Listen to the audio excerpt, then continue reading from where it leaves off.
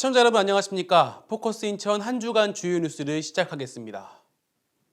인천 강화군과 서울 신촌을 잇는 3,000번 광역버스가 법령 문제로 인해 2024년을 목표로 인천시로 노선 이관을 추진 중인 가운데 연간 22억 원가량의 적자 보전 분담을 놓고 인천시와 김포시 간 의견 차이가 큰 것으로 나타났습니다. 배준영 국회의원 등 지역 정치인 및 관계기관의 노력으로 단축위기에서 벗어났던 3,000번의 강화 구간이 자칫 두 지자체의 불협화음으로 날아갈까 지역 주민들의 걱정이 클 것으로 보입니다. 임진우 기자의 단독 보도입니다. 강화군과 서울 신촌을 잇는 3,000번 광역버스는 과거 강화운수의 시외버스 시절부터 김포와 서울로 가는 강화군민들의 발이 되어 주었습니다.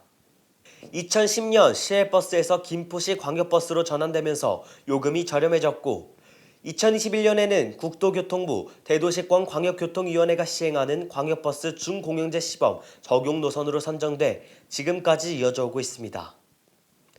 그러나 법제처에서 3,000번 노선이 김포시 면허 노선임에도 김포가 아닌 인천 강화군에서 출발하는 노선인 점을 지적하며 이를 여객자동차 운수사업법 시행령을 어긴 것으로 해석해 문제가 불거졌습니다. 자칫 김포로 노선이 단축될 수 있었던 상황.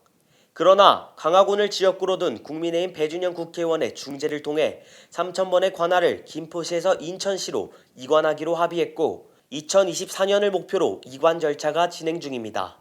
하지만 준공영제 적용에 따른 운송적자 보전을 두고 인천시와 김포시 입장이 엇갈리고 있습니다.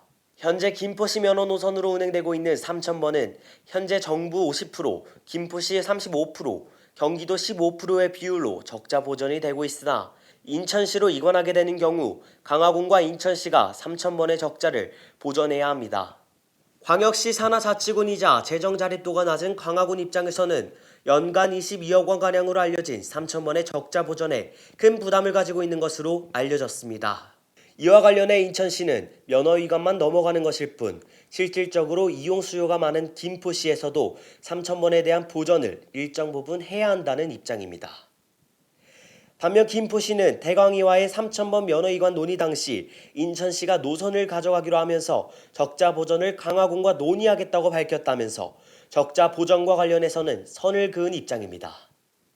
김포시 관계자는 당시 인천시가 3,000번 적자 보전을 두고 김포시에서 함께 분담해 줄 것을 주장했던 것은 사실이라면서 이에 김포시를 출발해 검단 신도시를 경유하는 1,400번에 대해 인천시가 보전을 할 것이냐고 반박했다고 전했습니다. 적자 보전을 두고 인천시와 김포시 간 주장이 크게 엇갈리는 상황. 2024년을 목표로 하고 있는 3,000번의 노선 이관이 자칫 무산될 경우 김포시와 경기도는 강화군에서 출발하는 3,000번에 대해 적자 보전을 중단할 가능성이 높은 상황입니다. 3,000번이 적자 보전을 받기 위해서는 노선의 출발점을 김포시 내부로 둬야 하는데 이를 위해서는 김포에서 출발해 강화군을 경유, 완복거리가 17km가량 늘어나거나 김포에서 강화군 구간을 단축하는 방법도 검토될 것으로 예상됩니다. 어느 방안이든 강화 주민들에게 큰 이용 불편은 불가피한 상황. 최악의 상황을 막기 위한 현명한 중재가 절실합니다. 포커스 인천 임진우입니다. 2026년 생활 폐기물의 직매립 금지로 인해 모든 지자체가 자원순환센터 확보에 나선 가운데 김포시도 하루 500톤의 폐기물을 소각하는 자원순환시설을 추진합니다. 이와 관련해 지난 1일 검단 주민들을 대상으로 주민설명회를 가졌는데 입지 후보지 3곳이 검단 지역과의 경계 가까이에 위치한 것에 대해 주민들이 크게 항의했습니다. 윤찬민 기자가 이날의 현장을 담았습니다. 경기 김포시는 지난 1일 오류 왕길동 행정복지센터에서 자원회수센터 조성과 관련한 주민설명회를 가졌습니다. 앞서 양촌읍과 대곡면에서 열린 설명회에 이어 세 번째로 진행된 이날 설명회는 자원순환센터 전략환경영향평가에 따라 입지 후보지와 그 주변 지역의 환경 영향을 설명하고자 진행됐습니다.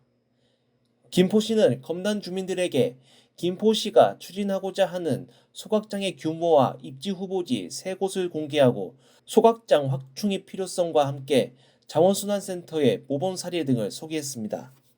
김포시가 이날 공개한 후보지는 양촌읍 하군리 1곳과 대곡면 대병리 2곳, 검난 주민들은 인천시와의 경계 지역에 입지 후보지 3곳이 모여 있다는 것에 크게 반발했습니다.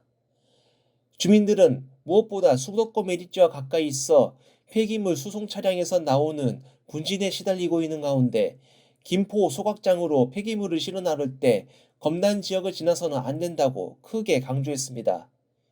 여기에 현재 서구에서 입지 선정을 추진하고 있는 북부권 자원순환센터 위치가 확정되지 않은 상태에서 자원순환 관련 시설이 밀집할 가능성에 대해서도 검난 주민들은 우려했습니다.